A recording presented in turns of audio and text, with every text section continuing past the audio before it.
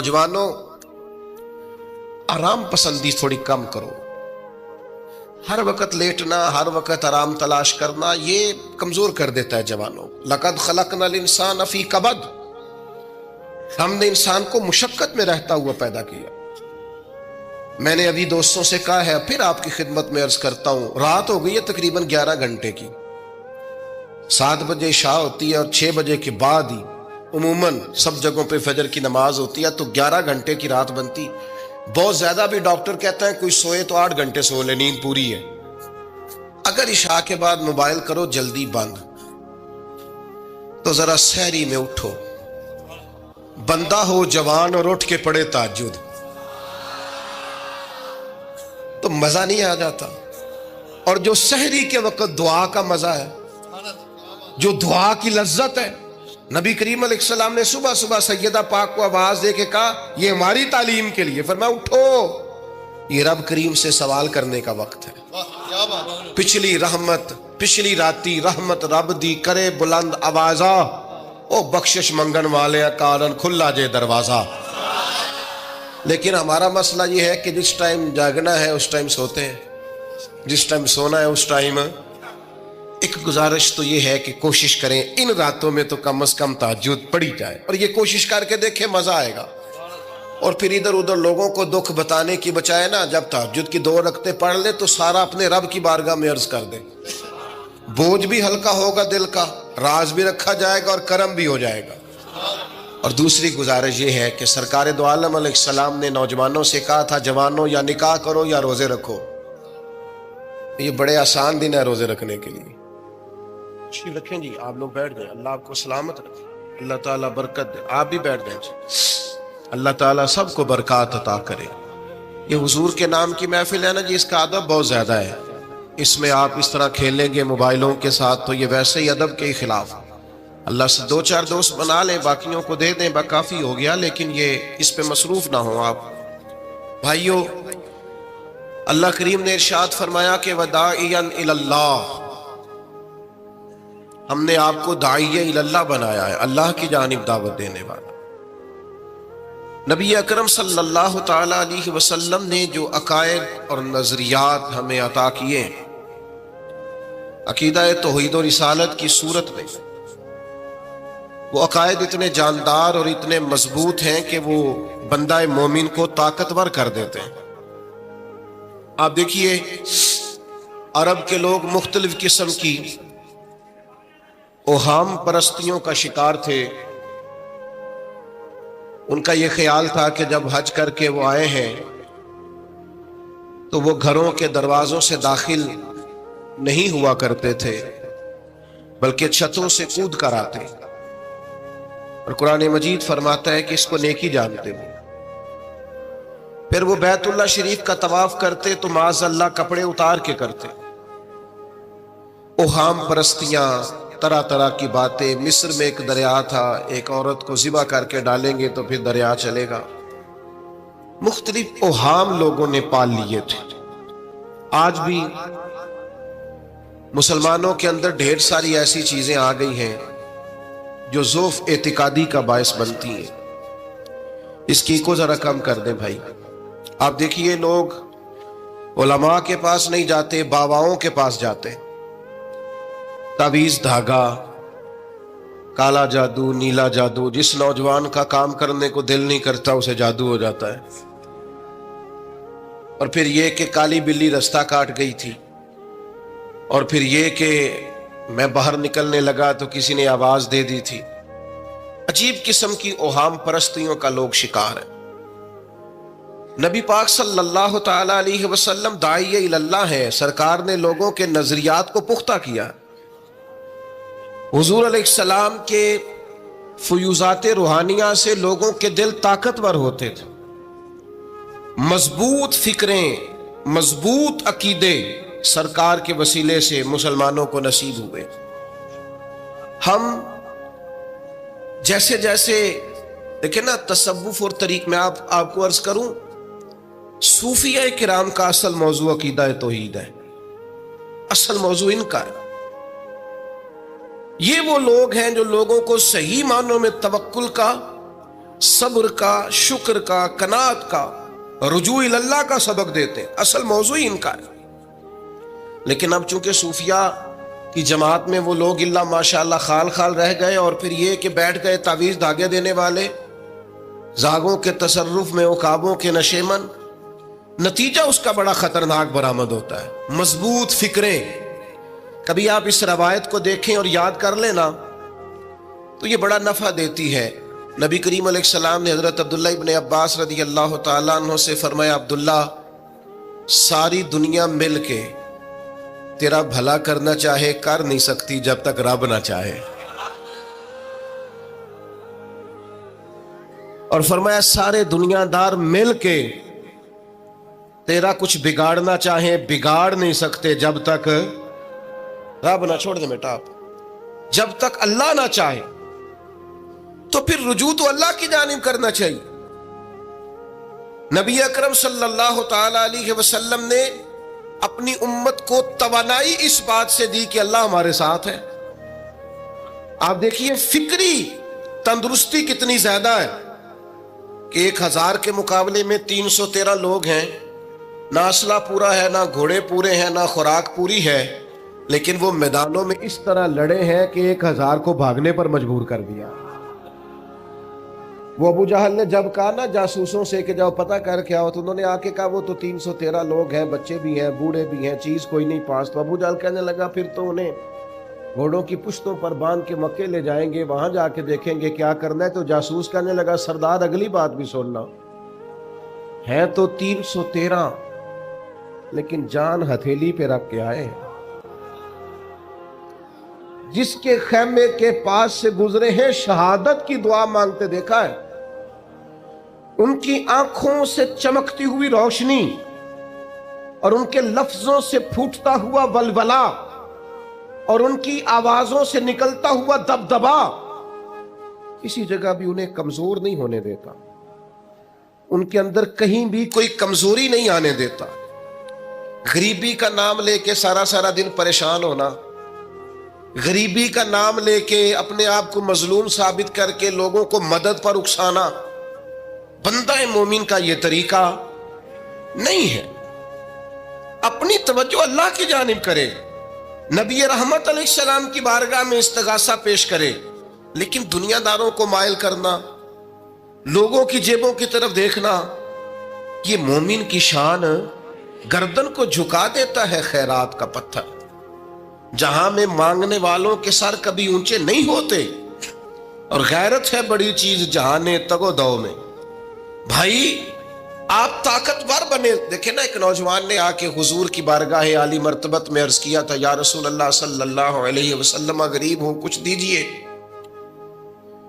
تو حضرت جابر ابن عبداللہ رضی اللہ تعالیٰ عنہ فرماتے ہیں ہم نے حضور سے بڑا کچھ سنا، یہ لفظ نہیں، لفظ لا، یعنی میرے پاس نہیں ہے، یہ ہم نے حضور سے سنا ہی نہیں.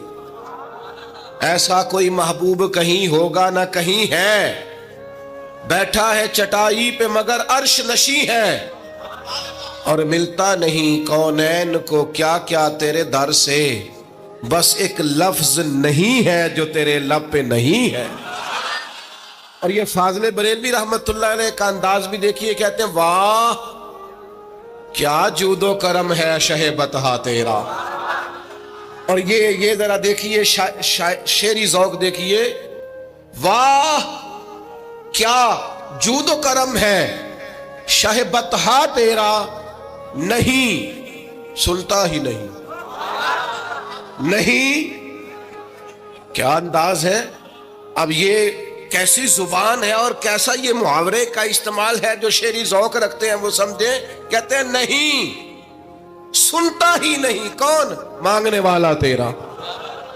یا رسول اللہ آپ سے مانگنے والا نہیں سنتا، حضور عطا کرتے.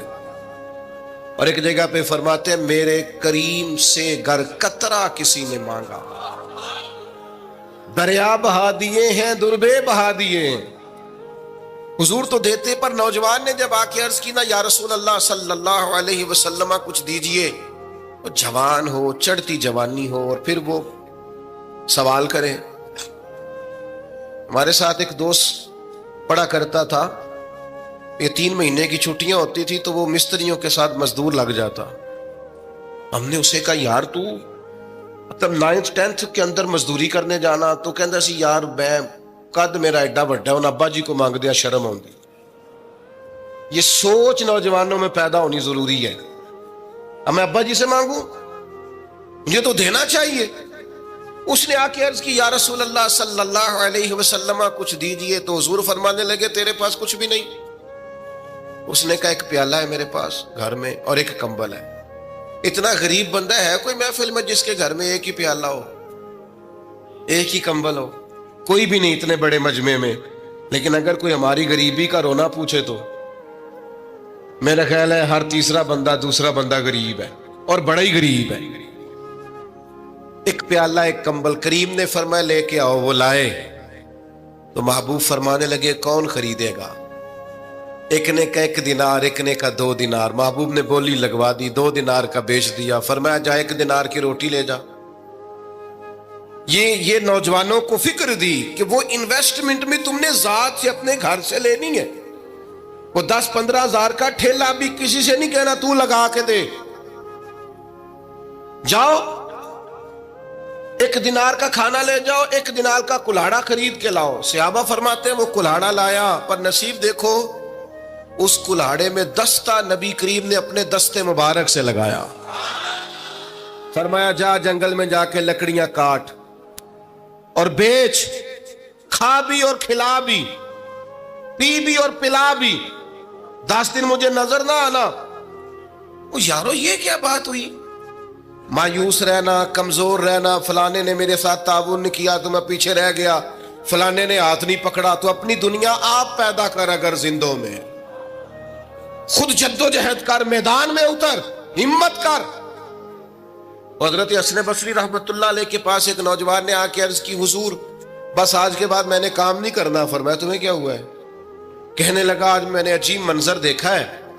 میں نے دیکھا ہے کہ ایک شیر نے شکار کیا بکرے کا, آدھا کھایا ہے, آدھا منہ میں پکڑ کے پہاڑی پہ چڑھ گیا. وہاں ایک نابینا لومڑی بیٹھی تھی, باقی کا اس نے اسے کھلایا ہے.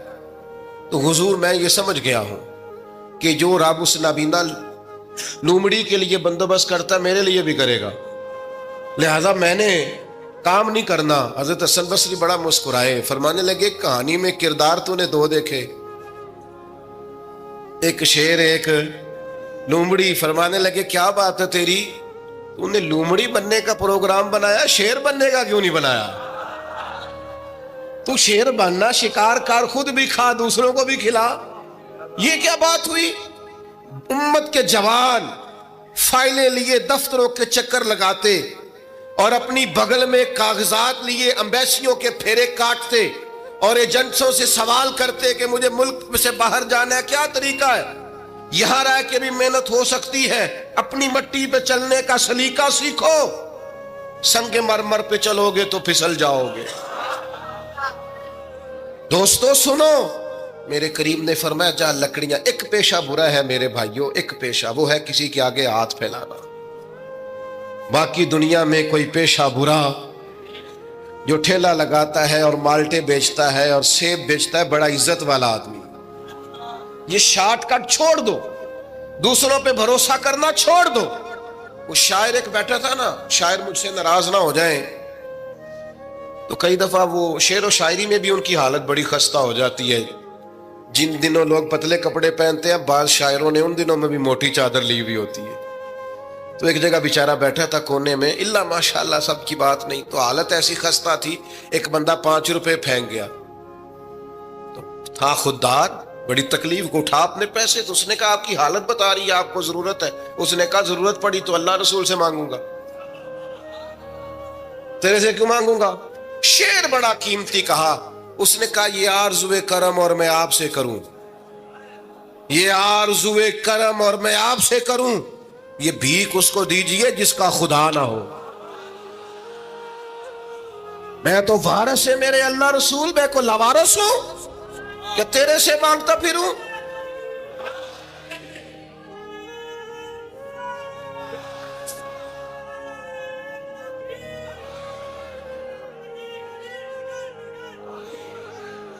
ماشاءاللہ ماشاء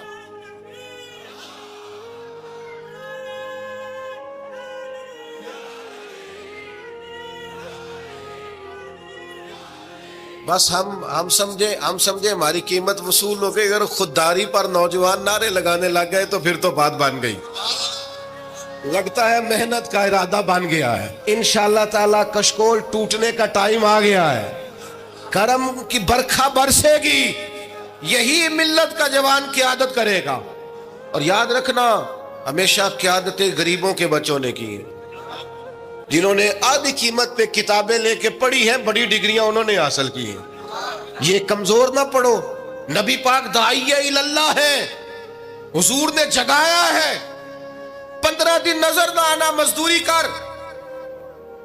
وہ نوجوان 15 دنوں کے بعد آیا. اب تیرا حال کیا ہے؟ اس نے کہا حضور پہلے ایک پیالہ تھا نا, اب سارے گھر کے برتن بن گئے. پہلے ایک بستر تھا, اب سارے گھر کے بستر. اور نوجوانوں, ہم نے سہارا بننا ہے. ماں سے کہنا ہے اب تو نے آنسو نہیں بہانے, تیرا پتر بڑا ہو گیا ہے. بہن سے کہنا ہے اب تو کبھی پریشان نہیں ہوگی, تیرا بھائی بڑا ہو گیا ہے. بوڑھے باپ کے پاس بیٹھ کے کہنا ابا جی بس اب آنسو پوچھ دو, آج کے بعد پریشان نہیں ہونا, پتر جوان ہے. اپنی بیوی سے بچوں سے کہنا کہ کسی خواہشات پوری کرنے کے لیے تمہیں دیر تک انتظار نہیں کرنا پڑے گا, ہم میدان میں ہیں. بس اپنی مٹی پہ چلنے کا سلیقہ سیکھو. سنگ مرمر پہ چلو گے تو پھسل جاؤ گے. نبی پاک نے محنت کو سپورٹ کیا ہے, مشقت کو سپورٹ کیا. حضور علیہ السلام نے فرمایا سب سے بہترین کمائی وہ ہے جو تو اپنے 2 ہاتھوں سے محنت کر کے کھاتا ہے. فرمایا اللہ کے نبی حضرت داؤد علیہ السلام محنت کر کے کمایا کرتے. سنگیوں کام کرنا. اور دوسری بات, بھروسہ اللہ رسول پہ. بھروسہ, ادھر دیکھو میری طرف. دنیا داروں سے امیدیں لگا لیتے ہو بہت زیادہ, تو دنیا دار بندے بیچارے کمزور ہوتے ہیں. جی یہ الیکشن کے دن تھے, گزشتہ سے پیوستہ الیکشن جو گزرا ہے, تو میرا ایک پیار والا دوست بھی ایک ایم این اے کے امیدوار کا بڑا ووٹر سپورٹر تھا.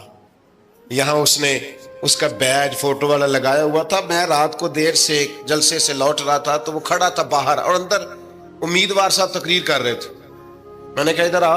وہ آ گیا. میں نے کہا تم بڑا ووٹر سپورٹر ہے, جا تقریر سن جا کے. تیرا لیڈر تقریر کر رہا ہے, تو باہر گھوم رہا ہے. کہندا ہے پیر صاحب جھوٹ پہ ماردا جو سارے جھوٹ بول رہا ہے, کرنا کرانا کچھ نہیں. تو میں کہ یار جی ایڈے پکے ووٹر سپورٹر نو بھی پتا ہے کہ جھوٹ پہ ماردا ہے, تو ہم تو ویسے ہی سپورٹر نہیں ہیں. ہم نے تو کی محبت تو سیاست کا چلن چھوڑ دیا. ہم اگر عشق نہ کرتے تو حکومت کرتے. او بھائی, جب پکے ووٹر سپورٹروں کو امیدیں نہیں ہیں تو آپ کن سے امیدیں لگائے بیٹھے ہیں؟ آپ جدوجہد کریں, اور امیدیں اللہ رسول سے. نبی پاک علیہ السلام نے فرمایا جو رب پہ بھروسہ کرے گا اللہ کی رحمت اس کی کفایت کرے گی. وَإِن يَتَوَكَّلْ عَلَى اللَّهِ فَهُوَ حَسْبُهُ, وہ اللہ پہ بھروسہ کرے گا اللہ اس کے لیے کافی ہو جائے گا. ادھر دیکھو یار موبائلوں والے دوستوں, بات سنو. گھبراہٹ نہیں, ٹینشن نہیں, انزائٹی نہیں, ڈپریشن نہیں. مومن اور ڈپریشن, مومن اور انزائٹی, مومن اور ٹینشن. او جی مجھے پتہ نہیں مجھے کیا ہو رہا ہے, جی مجھے خوف آتا ہے. آپ کو خوف آتا ہے مومن ہو کے؟ آپ کو یہ کرونا کے دن تھے تو مجھے لے گئے ایک سرکاری ہاسپٹل میں, آپ کچھ یہاں بات کریں, لوگوں کو حوصلہ دیں. تو ایک ڈاکٹر صاحب مجھ سے کہنے لگے جی مجھے نہ تنگ جگہ بڑی گھٹن ہوتی ہے, تو موت سے بڑا ڈر آتا ہے, قبر تو بڑی تنگ ہوتی ہے. میں نے کہا ڈاکٹر صاحب کچھ بھی. کہنے لگے سانس ہی نہیں آتا, چاروں جانب سے بند ہے. تو میں نے کہا بچہ بھی تو ماں کے پیٹ میں سانس لیتا ہے نا. آپ نے تو سبحان اللہ کہا. وہ ڈاکٹر تھے, انہوں نے نہیں کہا. وہ کہنے لگی جو تے اماں لیندی صاحب. ہنستے نہیں جی, باتیں ہنسنے کو نہیں سنا رہا میں, فکری باتیں کر رہا ہوں. کہا وہ تو اماں آکسیجن لیتی ہے تو بچے کو جاتی ہے. تو میں نے کہا چلے ڈاکٹر صاحب وہ جو انڈے سے بچہ نکلتا ہے اس کے تو چاروں جانوں کوئی صورت نہیں ہوتی سانس کی. تو مجھے کہنے لگے آپ کہنا کیا چاہتے ہیں؟ میں نے کہا میں یہ کہنا چاہتا ہوں قبر کی 2 حالتیں ہیں. قبر دوزخ کے گڑھوں میں سے گڑھا بھی ہے, اور جنت کے باغوں میں سے باغ بھی ہے.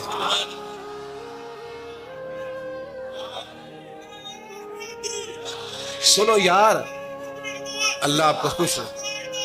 ماشاء. سنیں جی سنیں، میں نے کہا اگر کسی کا یہ ذہن بن جائے کہ مرنے کے بعد میں نے باغ میں جانا ہے، 1 منٹ کے لیے سوچو نا یار. یعنی ادھر قبر بند ہوئی تو نیچے باغ، اور باغ بھی معمولی نہیں، جنت کے باغوں میں سے باغ. اور باغ ایسا شاندار جس میں آنکھ کھلی تو پہلی زیارت ہی مدینے والے محبوب کی.